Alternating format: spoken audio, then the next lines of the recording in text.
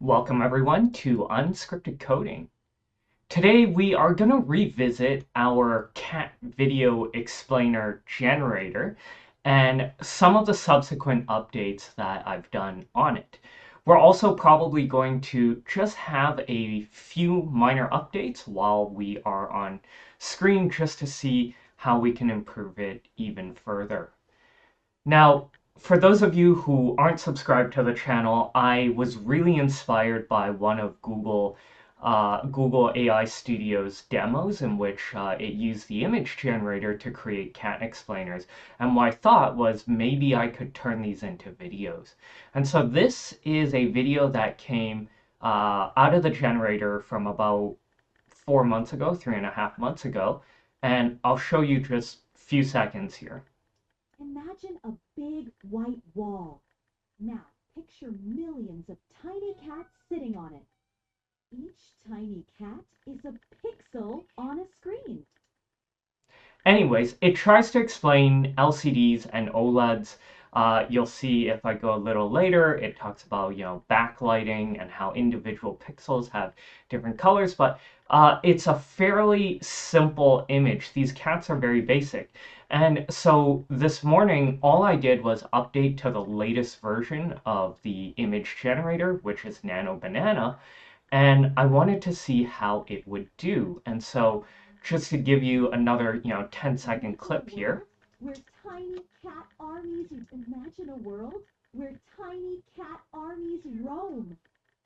In diplomacy, you control one of 7 big cat families, each starting with a few special cat castles.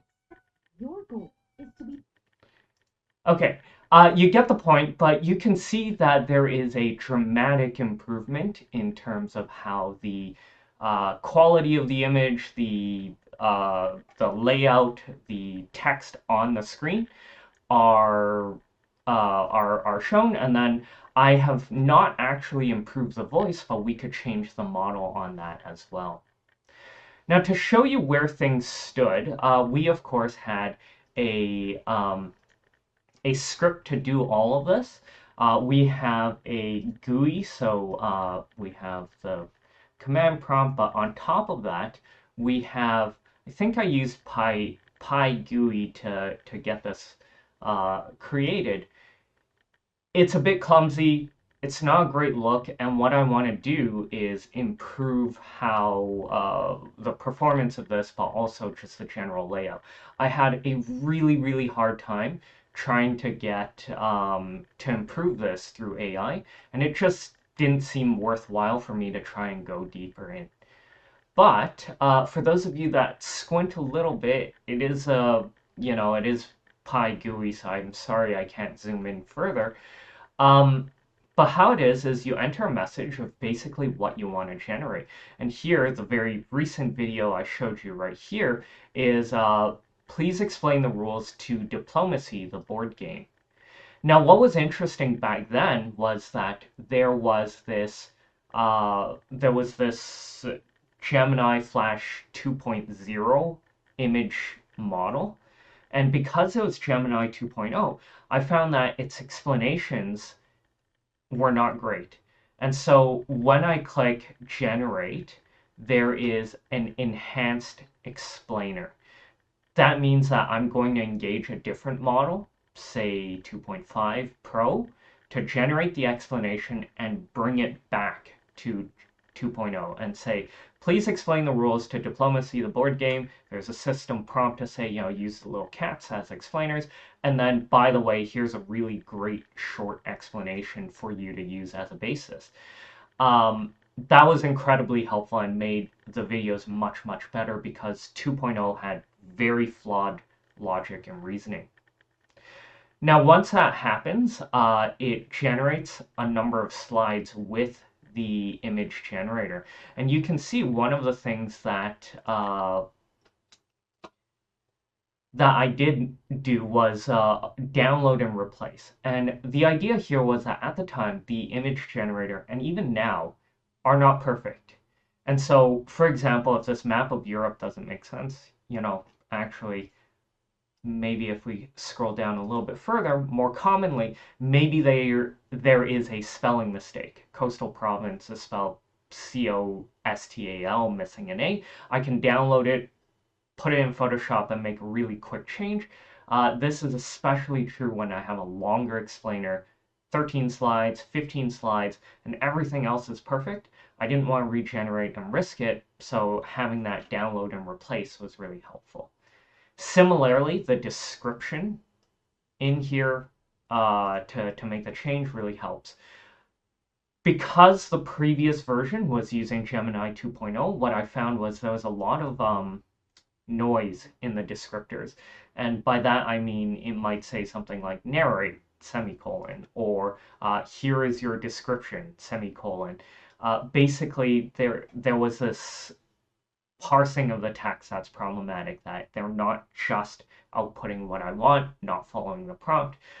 Based on my very limited 2 runs with the new model, they seem to work fine and the images are better. So the reliability, less of an issue, but before it was. And so here we have all the different slides ready. Performance is an issue, as you can see if I scroll up and down, kind of annoying. Once that happens, I go for video export, and this is where quite a bit of work was made so that the images are centered properly, whether it is a landscape or portrait, so long or horizontally or vertically long. It's centered properly, and the size of the font is shifted so that they always fit the video. So here, before we had larger or smaller size text. Generally, they should fit, but there is a bit of resizing that is necessary. And finally, we use different voice models. And so in this case, in the past, I used OpenAI all the way through. You have just a couple of choices for voices, but each one reads that short description. We paste it together. Now, what I find hilarious for me is I added some meow sounds just to drive the message home. And so you can see I have 6 meows per minute. And for the most part, it works. I just don't really like the interface all that much. It's a bit clumsy. I can't resize it. I might actually want to use one of those web-based GUIs because I can resize and reframe. But in the meantime, what I want to do is just run one more in the background. And so let's say, please explain um, how blue light affects the pattern. That'll be an interesting one. So as I click generate,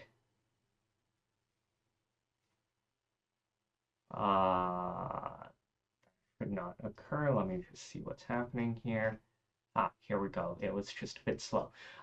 We have an enhanced explanation from Gemini 2.5 Flash.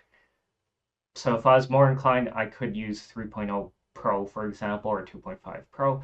But generally speaking, this is fine. We'll use the enhanced explanation.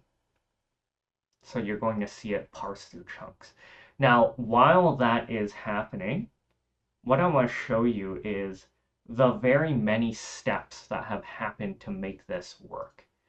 And so, this is a very vibe coding driven process. I just had an initial working project.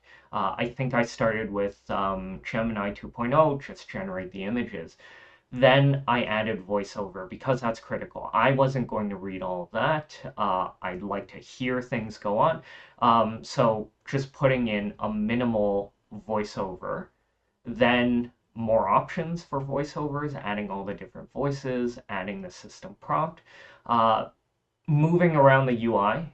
You'll see it a few times, but slight UI changes, working good UI, changing defaults, whatever. But what was problematic for a little while was the GUI just wasn't really good because it didn't show the preview slides accurately. It didn't have a slider, so when it generated a lot of slides, it's problematic. And then the next bit was trying to figure out how to get the audio all synced up. So changing the audio, making sure that the sound is normalized across all of the pieces, which was surprising. I thought, and in the past, it always seemed like OpenAI would always have the same audio level. What I've noticed, maybe with the new models, is even Gemini and OpenAI both have varying levels of voice. So that's something to think about. And as I moved, enhanced explanation, which I described already, edit the text in slides, edit the images, using different models, and just tweaking the enhanced explanations. I find it odd because I guess I didn't do a whole lot of commits relating to actually exporting the video because there was quite a bit of wrangling to get it working where um, we have the right size, that's properly centered, that's been scaled down, and same with the fonts. I struggled quite a bit, and I'm surprised it didn't show up in my commits. Anyways, let me just take a look here. So how does blue light affect sleep patterns? And we have a total of 7 slides here. What I'm going to do now is let's pick another voice, and I'm going to use echo, and we'll do an. Sorry, the file picker had some personal information, so there's a slight gap. I am going to call this blue light. So I clicked export video, file picker, picked a place to save my video, and it does take a little bit of time, and I'm seeing me struggle on my computer, so I will be right back. A few minutes later, we have the following. Imagine your body has a tiny cat orchestra that plays lullabies every night to help you sleep. These sleepy cats know just when to start playing because they have a special internal clock. But there are also guard cats in your eyes that watch the light around you. They are super sensitive to blue light, which is like a bright sunbeam for cats. When the guard cats see blue light from your phone at night, they send an alarm. That alarm tells the orchestra to stop playing their sleepy lullabies. So your body thinks it's still daytime and you stay awake even when you should be tired. I think that looks pretty good, actually. But in the meantime, while I was running that, I had Claude Opus 4.5 identify a few places to improve performance and refactor the code. And really interesting.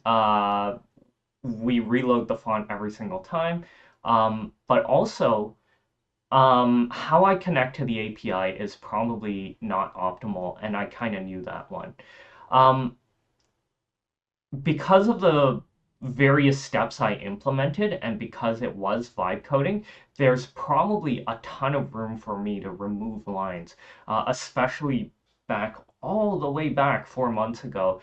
AI had a tendency to corrupt and forget things, so it's quite common for me to have a 3,000 line piece of code and have chunks that kind of repeat itself because the AI has glitched out then decide to rewrite it.